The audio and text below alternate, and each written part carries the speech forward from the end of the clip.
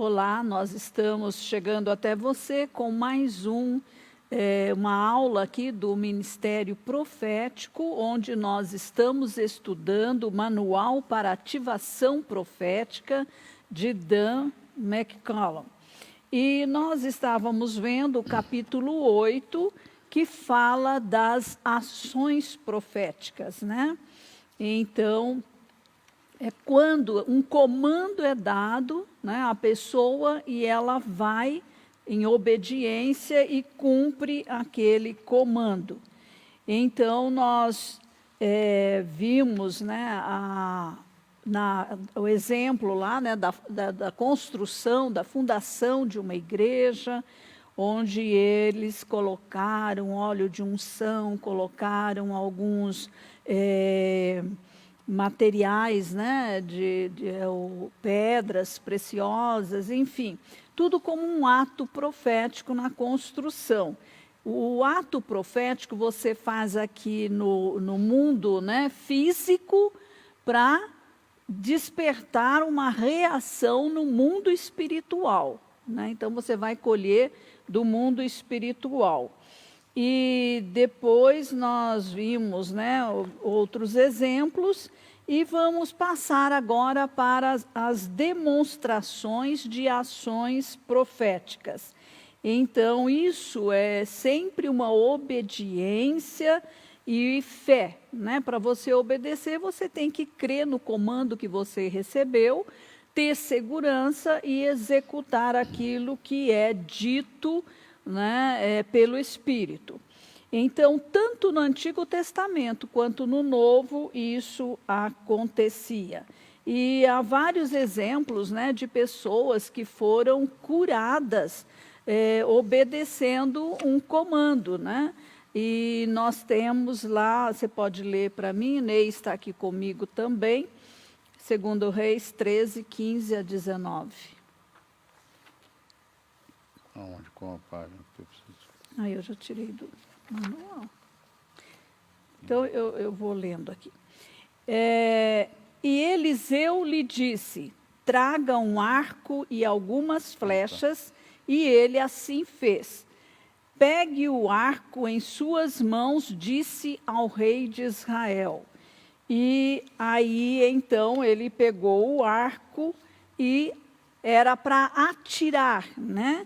E ele o fez. Então, é um comando seguido de uma obediência. Esse exemplo nós já tínhamos visto, então, desculpe. Depois nós temos aqui, 2 Reis 5, 10 e 14. Isso. Eliseu enviou um mensageiro para lhe dizer, vá e lave-se 7 vezes no rio Jordão, sua pele será restaurada e você ficará purificado.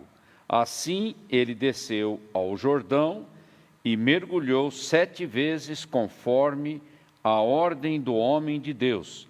Ele foi purificado e sua pele tornou-se como a de uma criança. Então recebeu um comando, né, de ir se banhar, né, se lavar por 7 vezes, e pela obediência, então, enquanto ele fazia isso, ele foi curado. E depois nós temos Lucas 17, 12 a 14. Ao entrar num povoado, 10 leprosos dirigiram-se a ele. Ficaram a certa distância e gritaram em alta voz, Jesus, mestre, tem piedade de nós. Ao vê-los, ele disse, vão mostrar-se aos sacerdotes. Enquanto eles iam, foram purificados.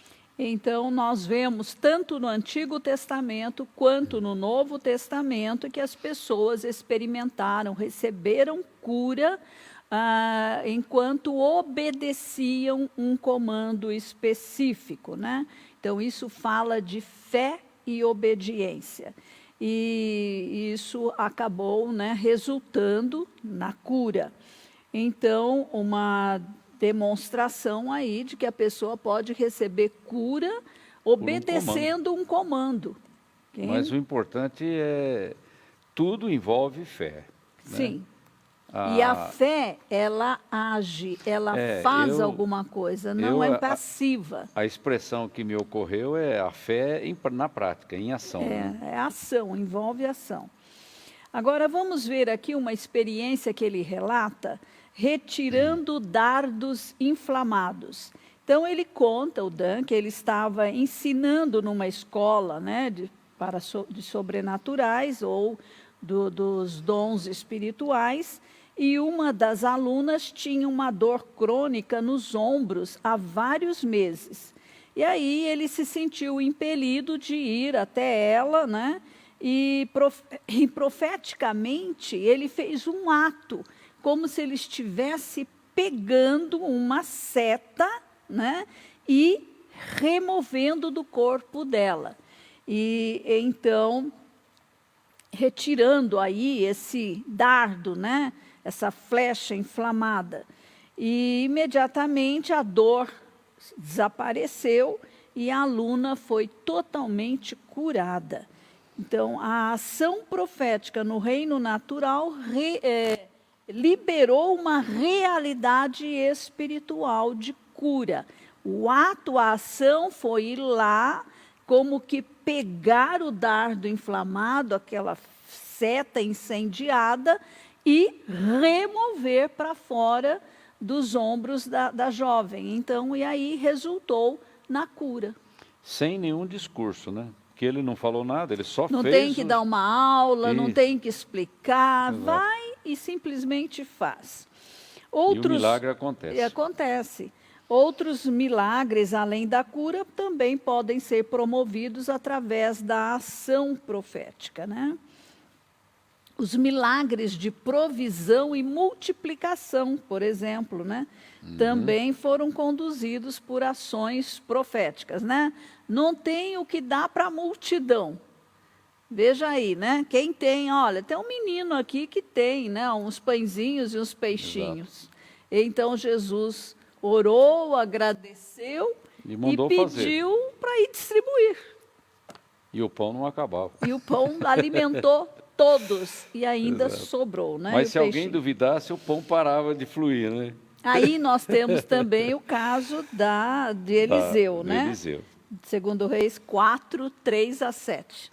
Então disse Eliseu: vá pedir emprestadas vasilhas a todos os vizinhos, mas peça muitas.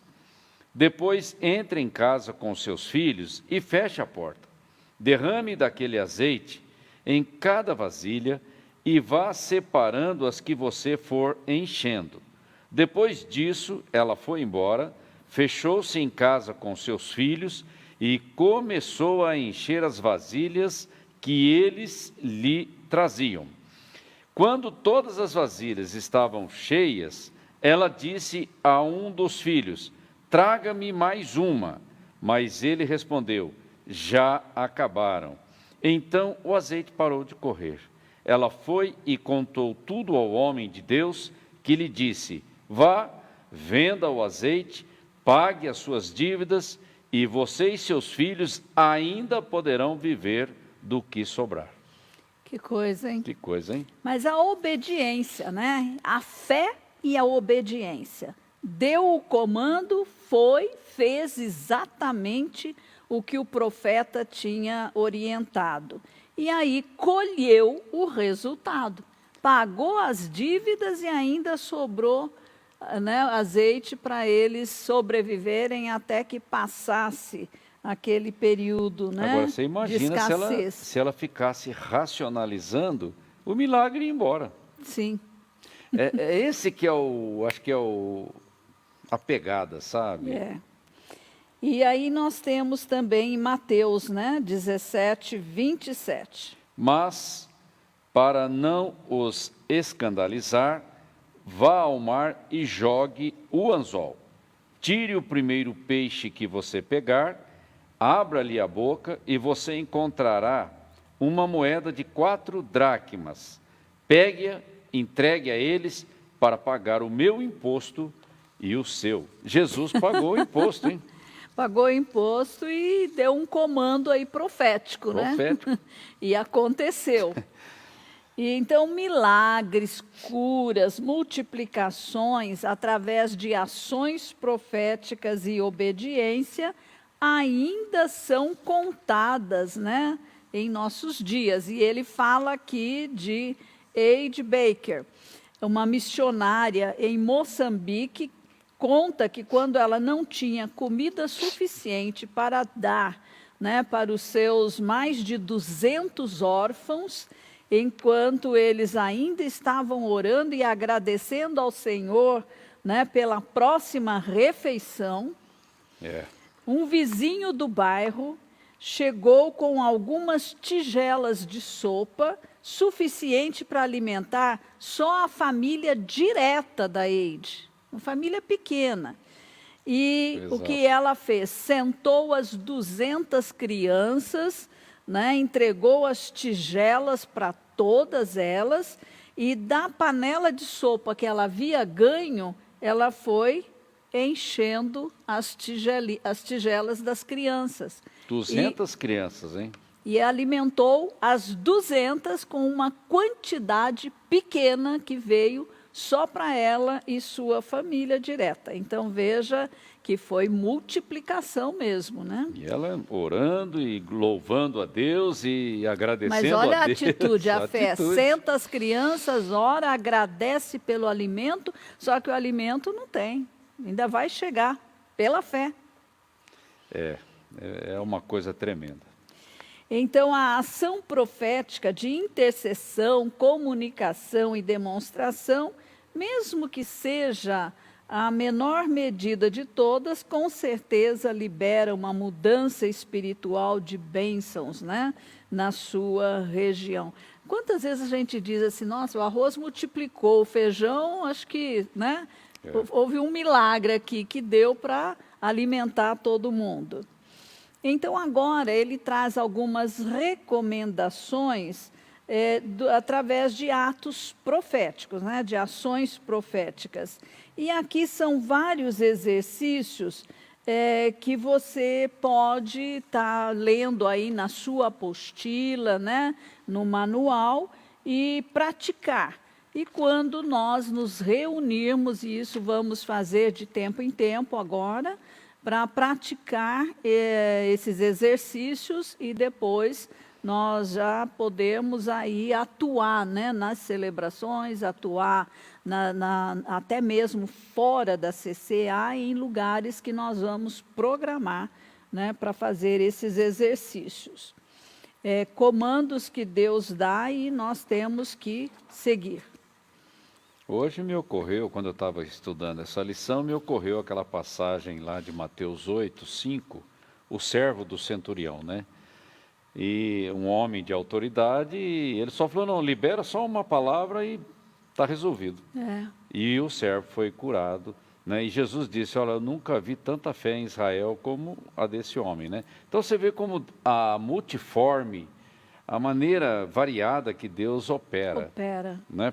Mas sempre a fé tem que estar presente, sempre. E a obediência, né?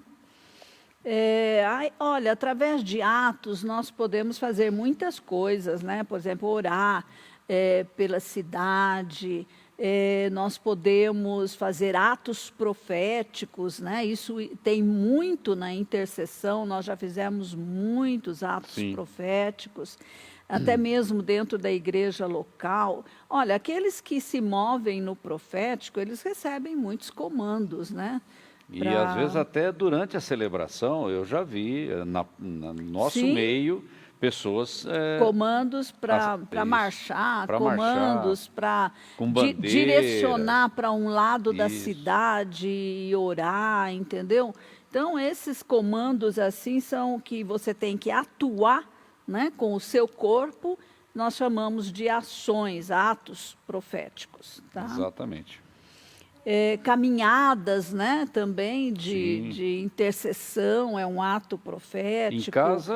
Ungir determinados lugares. Em casa, a Tereza constantemente tem tido comandos de unção. De algum ato profético dentro da minha própria casa, né, de proteção, de provisão, prevenindo alguma coisa. Eu já estou acostumado, Que anda ali no sobrenatural, já né? anda no sobrenatural. Ok. Depois vem algumas perguntas. Eu vou só ajudar um pouco vocês, né? Como eu respondi, para dar uma ideia. Vem a pergunta aqui, ó. Você consegue se lembrar de outros exemplos de ações proféticas que foram realizadas nas Escrituras? Sim, né? A gente lembra da multiplicação da farinha também, né? Que houve. Multiplicação dos pães e peixes, isso aconteceu 2 vezes com Jesus. Quando eles lançaram a rede sob o comando de Jesus do lado direito do barco, já tinham tentado pescar, não pegaram nada, mas sob o comando, crendo e obedecendo o comando de Jesus, então As muralhas de Jericó. Muralhas de Jericó. A Bíblia está cheia de atos proféticos. De ações, atos proféticos, guerras que foram ganhas, marchando 7 vezes em torno da muralha de Jericó. Jesus não fez lodo com a saliva para colocar no olho do cego? Então, olha, isso é uma coisa muito comum, né, no profético. A gente não deve se assustar muito com essas coisas, não. Segundo, brevemente compartilhe qualquer experiência que você tenha tido realizando uma ação profética. Teve algum resultado específico? Olha, eu me lembro, né, do ano passado, acho que, não sei se foi o ano passado, em julho, que nós estávamos aqui experimentando uma guerra espiritual muito grande e alguém teve uma visão, relatou essa visão para nós, eu fiquei buscando, né, o entendimento e aí eu perguntei a Deus qual é a estratégia que o Senhor nos dá para vencer esse ataque, né, inimigo. Inimigo, eu digo, das trevas. E realmente nós recebemos o comando e obedecemos, né? O Espírito Santo nos deu o comando de fazer uma cascata, e nós fizemos aqui no batistério, com a água caindo, né? E isso representando a palavra que iria trazer limpeza, purificação, né? Deus ia empoderar a palavra ministrada aqui na CCA e isso traria o resultado. E nós vimos e não demorou. Foi bem em seguida, aquele ataque cessou. A gente estava tendo assim, a gente estava vindo de muitos sonhos com serpente, né? Naquela época, foi. E Deus falou, faz um ato profético que essas serpentes vão sumir daqui. Porque quando nós estamos numa batalha espiritual, é melhor receber a estratégia que vem do céu, tá?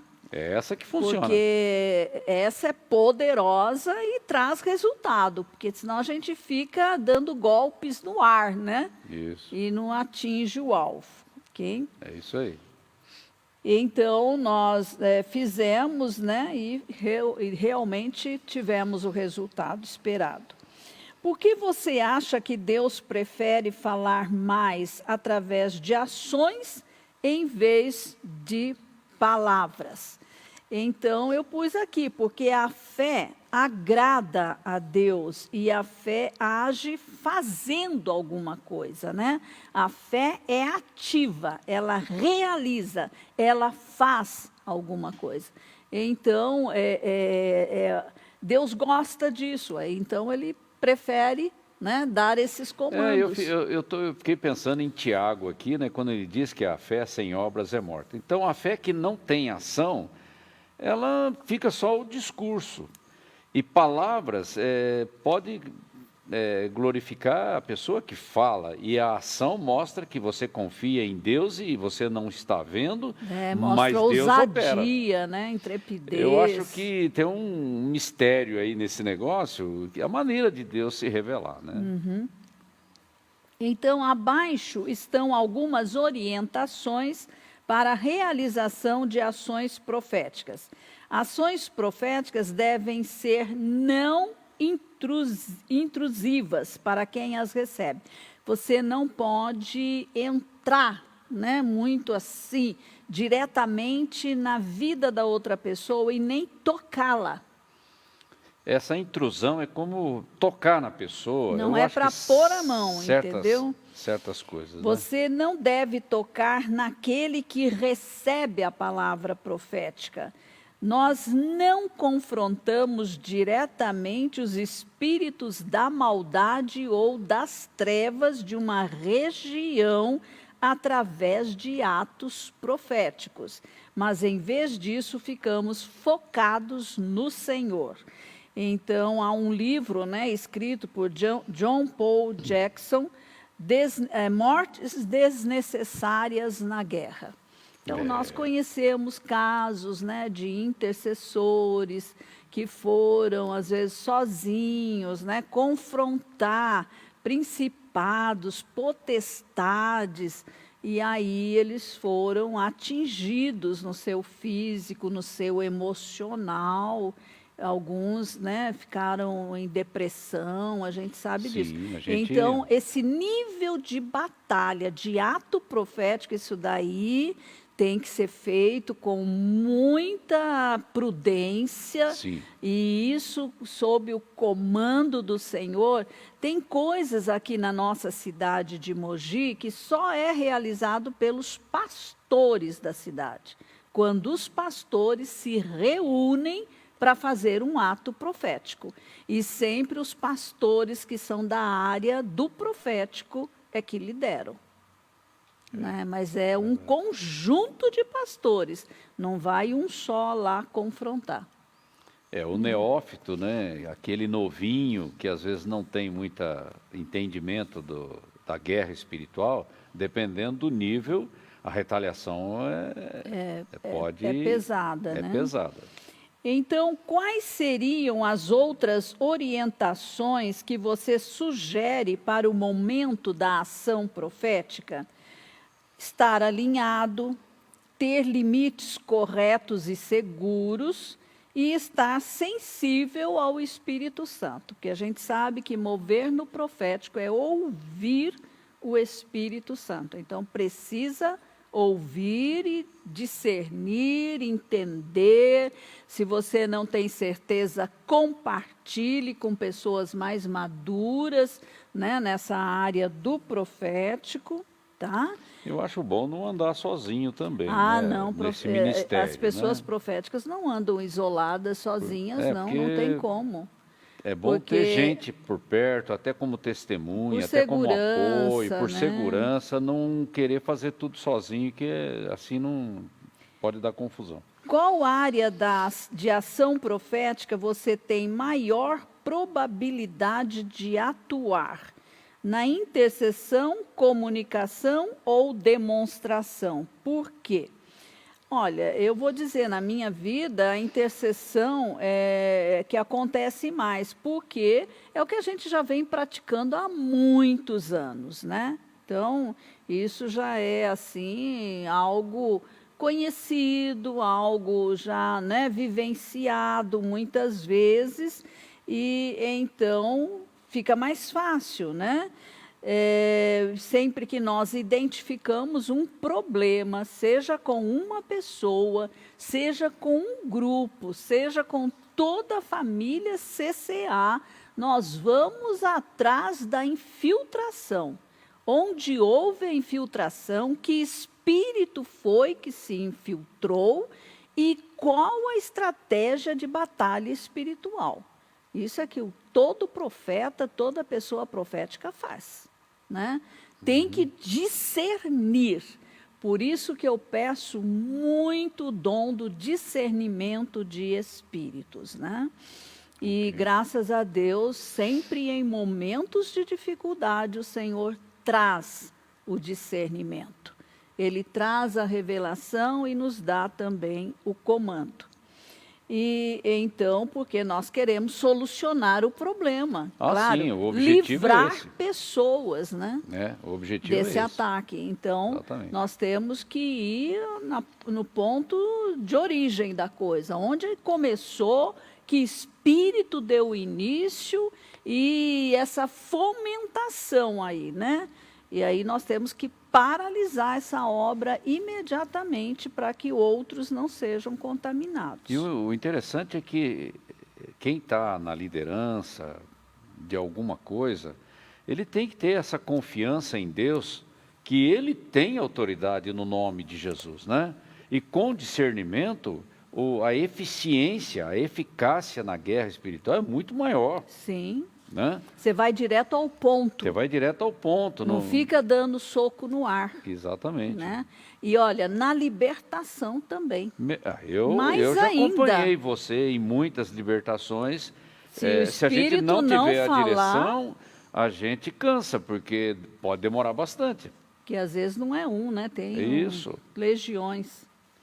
Então, olha, é uma dependência total, mas é muito maravilhoso, porque o Senhor não falha, né? O resultado você vê o resultado na mudança de vida do outro, da outra pessoa, né? Isso é maravilhoso. Então, agora vamos para o capítulo 9. Já estamos quase lá chegando ao fim, né? A profecia tem se tornado nossa principal ferramenta sobrenatural para compartilhar as boas novas de Jesus aos pré-crentes, ou eu diria mais pré-cristãos. Eu gosto mais estou adotando mais a palavra cristãos, porque crente é todo que crê, e pode-se crer em tantas coisas, né? Agora, o cristão só é cristão se ele for um seguidor de Jesus. Okay? Ney, dá uma olhada aí, Patrícia, quem que está conosco voltar desde aí? O início? Vamos dar uma... Vamos só citar a dona Luísa, o Toninho, a Cícera, a Camila, a Helena, a Tereza, o Vanderlei, a Elza, o Julião, o Cláudio está aqui, já entrou também. Tânia. A Patrícia, a Tânia. Essa é a Pati. É um prazer tê-los aí conosco nessa live. Que bom, né? Vamos prosseguir então aqui. E citando também o Alexandre com a Marli que estão aqui. Presencial aqui conosco, né? Deus abençoe a vida de vocês. No capítulo 9, nós vamos falar sobre evangelismo profético. Maravilha. Esse nós precisamos crescer nisso, porque a gente está meio devagar nesse negócio. Então, o objetivo aqui é compartilhar palavras proféticas de encorajamento aos pré-cristãos. Então, aqueles que já estão mais abertos, né? São mais simpáticos com o cristianismo. E a primeira carta para a igreja em Corinto nos diz que a profecia na igreja é para encorajamento, consolação e edificação. Né? Uhum. E aí você pode ler os textos aqui? O de Coríntios. 1 Coríntios 14, 3. Mas quem profetiza o faz para a edificação, encorajamento e consolação dos homens. E depois o outro, mas se entrar algum descrente ou não instruído, quando todos estiverem profetizando, ele por todos será convencido de que é pecador e por todos será julgado, e os segredos do seu coração serão expostos. Assim ele se prostrará, rosto em terra, e adorará a Deus, exclamando: Deus realmente está entre vocês. Então, hoje, nós estamos vivendo num mundo cheio de médiuns, de bruxos, de feiticeiros, de filmes sobre magias, né? Então, a nossa cultura moderna, ela está demonstrando aí uma grande fome de experiência, né, sobrenatural. Então, há uma corrida, né, para esse lado, um interesse muito grande. E mais do que em qualquer outra época, a igreja tem uma enorme responsabilidade, né, de ser como Jesus. andar em demonstração de poder e de amor pelo mundo. E nós vemos que o apóstolo Paulo, ele decidiu não pregar com palavras persuasivas, mas em demonstração de poder e dons do Espírito Santo. Olha aí, Aí Jesus fica difícil também, argumentar, Paulo né? também, os apóstolos também, Todos eles. a igreja primitiva, né? E por que não hoje? E 1 Coríntios 2,4 diz... Minha mensagem eu gosto muito desse versículo. Minha mensagem e minha pregação não consistiram de palavras persuasivas de sabedoria, mas consistiram de demonstração do poder do Espírito. O melhor que convence é o Espírito, né? Olha, se uma pessoa não ouvir o Espírito Santo, não vai ouvir mais ninguém, né? Porque sozinho nós não temos esse poder de convicção. Quem traz convicção ao coração é o Espírito Santo. Então, o propósito principal do evangelismo profético é compartilhar as boas novas, né, do reino de Deus com aqueles que ainda não conhecem Jesus. E nós só podemos conhecer Jesus através do Evangelho, né? E as boas novas, ou o Evangelho, não é apenas a mensagem de salvação, né? Venha para Jesus e vá para o céu. Claro, é isso também, mas inclui todos os benefícios do pacote da salvação. Eu vi aqui que tem um texto aqui que diz assim: tanto na vida presente quanto na futura. Ou seja, sim, o pacote é completo. É aqui e na eternidade. É aqui e na eternidade, não é só na eternidade. Salmo 103, 2 a 5. Bendiga ao Senhor a minha alma, não esqueça de nenhuma de suas bênçãos. Não esqueça de nenhuma de suas bênçãos, está no plural. É Ele que perdoa todos os seus pecados, é Ele que cura todas as suas doenças, é Ele que resgata a sua vida da sepultura e o coroa de bondade e compaixão, é Ele que enche de bens a sua existência, de modo que a sua juventude se renova como a da águia. Promessas maravilhosas, né? Em Mateus 10, versículo 8, Jesus enviou os seus discípulos com uma mensagem, com poder e com autoridade. Sim. Mensagem, mais poder, mais autoridade, igual resultado. Não é verdade? Resumindo. Coisa simples, né? Em Pentecostes, eles também foram equipados, né? Principalmente com o dom de profecia. Entrou mais uma ferramenta. Mais uma ferramenta. Olha, ele nos mandou aqui com uma missão, mas nos deu muitas ferramentas. Exatamente. Então, a profecia tem se tornado nossa principal ferramenta para compartilharmos as boas novas de Jesus. Isso é Dan McCollum falando, né? E nós também queremos seguir o mesmo passo. Claro. Para ser relevante, eu acho que esse é o caminho, né? Nós podemos trazer qualquer um dos benefícios do reino como uma demonstração das boas novas, né? Podemos trazer, né? A pessoa toma conhecimento que seus pecados podem ser perdoados, ela pode ser curada, redimida, ela recebe do amor do Pai, do amor de Jesus, do amor do Espírito Santo, do amor da igreja local e também da compaixão do Senhor.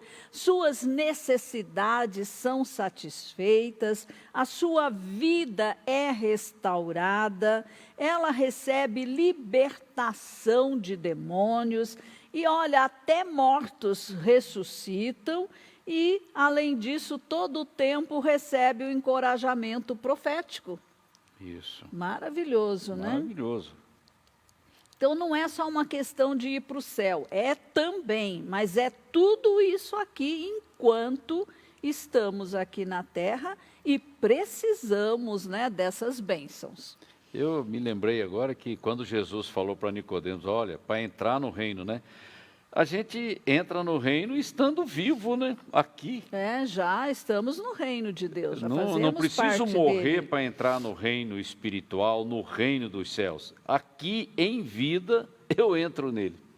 Então, profecia é parte da luz e das boas obras que atraem as pessoas para a salvação, né?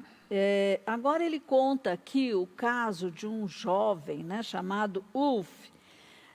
No encerramento da semana de escola de missões na Suécia, então o grupo, né, que ele estava lecionando saiu para evangelizar em um pequeno shopping.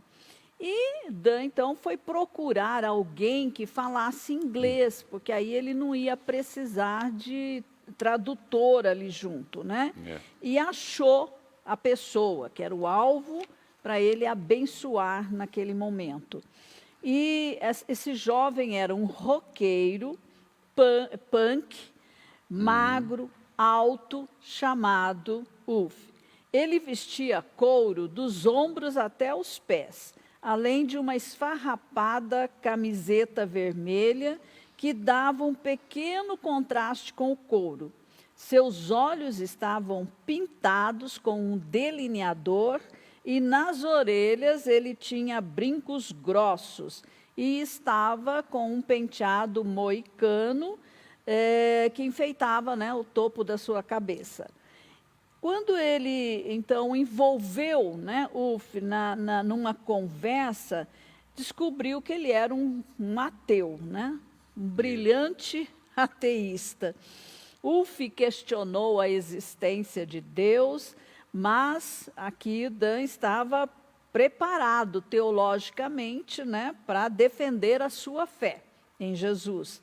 E um grupo se reuniu em torno deles, para ficar ali, né, ouvindo o debate espiritual que eles estavam tendo. Inclusive os alunos da escola que ele havia lecionado também se juntaram ali no entorno. E durante a nossa conversa eu vinha sentindo dores no peito, ele, né, Dan contando, perto da região do coração.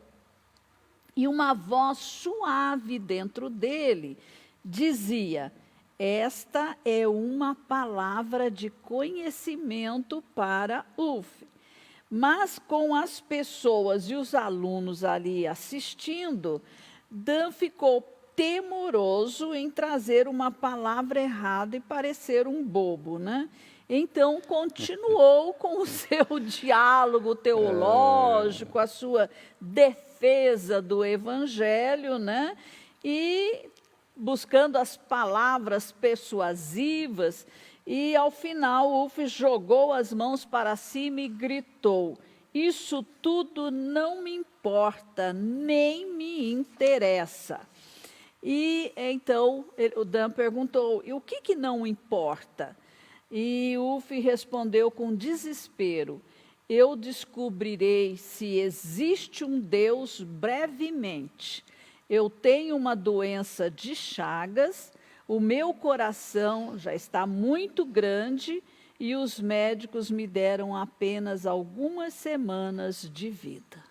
E o debate teológico não é o que me interessa. Exatamente, né?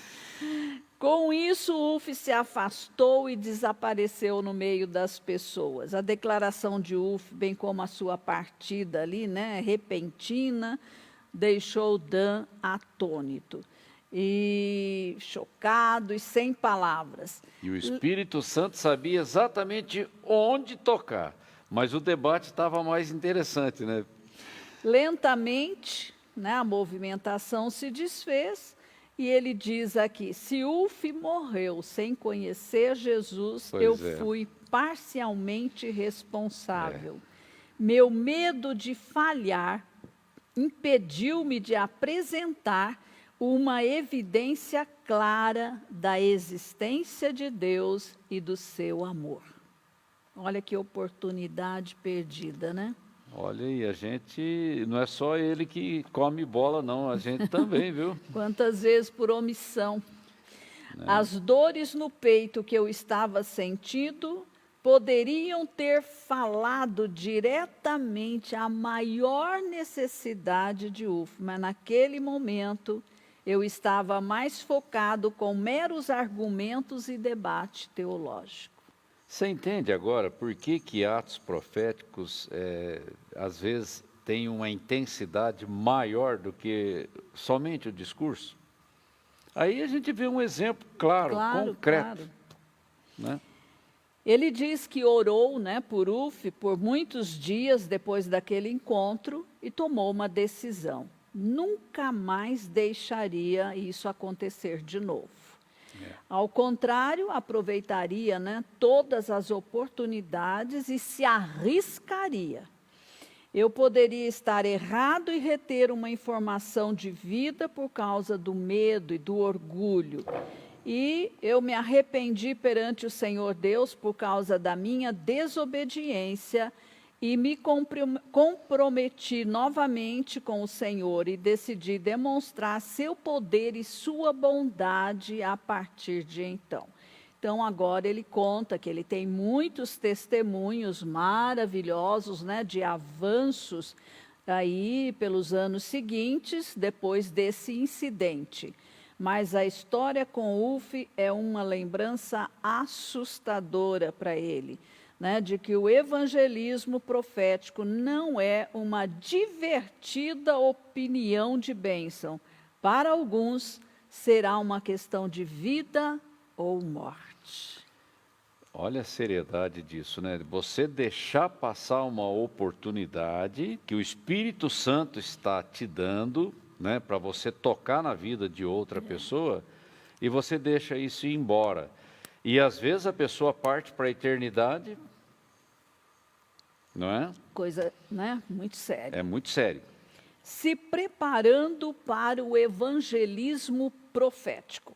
Está na hora, né, de cada um de nós aqui nos levantar e, né, levar os dons que o Senhor nos deu para as outras pessoas. E correr o risco, correr o risco, porque não tem outra opção. Pode parecer um pouco intimidador, né, à primeira vista, mas existem grandes e maravilhosas recompensas, né, para aqueles que se preparam para um evangelismo profético. Chegou a hora da CCA agora, né? Sim. E romper com esse medo, com essa vergonha. E vem fazer parte desse grupo, né? Nós Isso aqui superar. É para toda a CCA, não Exatamente. É para algumas pessoas, né? Esteja preparado. 2 Timóteo 4:2.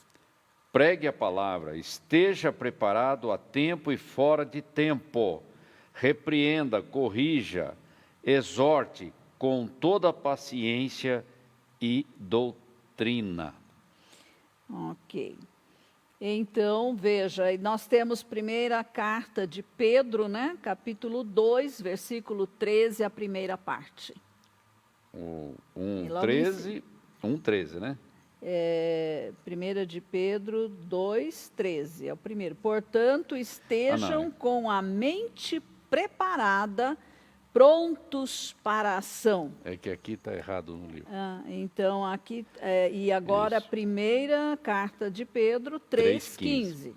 Antes, santifiquem Cristo como Senhor no coração, estejam sempre preparados para responder a qualquer que lhes pedir a razão da esperança que há em vocês. Aqui eu digo, como eu vou estar preparado para o inesperado?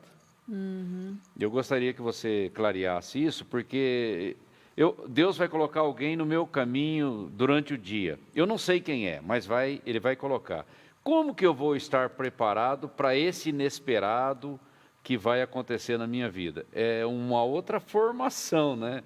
Eu não vou mentalizar isso. É uma mudança de paradigma. Nós já vimos isso anteriormente.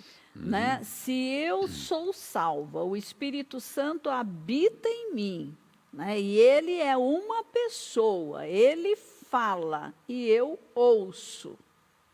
Tá?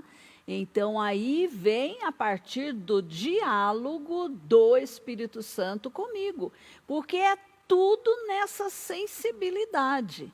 E esse preparo é esse exercício, É esse né? exercício. Tá. Então, você tem que ativar esse lado da sensibilidade e estar disposto A a obedecer. perceber os gatilhos, E obedecer. as dicas e se lançar com coragem, se arriscar.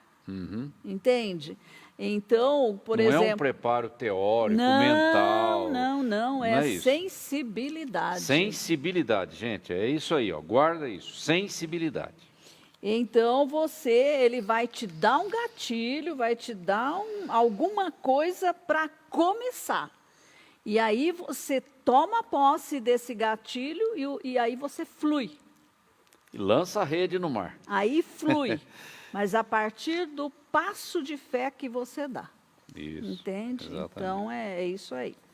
Como ele recebeu um gatilho de uma dor próximo do coração, que ele não tinha nenhum problema cardíaco. Foi uma dor que apareceu do nada. Então, esse era o gatilho. E ele não se atentou para o gatilho. E aí ele ficou com medo de errar. Né? Ok. E medo, vergonha, e aí deixou passar a oportunidade, deixou passar o gatilho. O seu tempo está... Ok, nós precisamos encerrar, né? Então, vamos só... Aqui, preparar-se é simplesmente criar uma expectativa de encontros preparados por Deus. Deus é o Espírito que vai te conduzir, que vai te guiar. A pessoa a quem você for, foi Ele quem separou para você.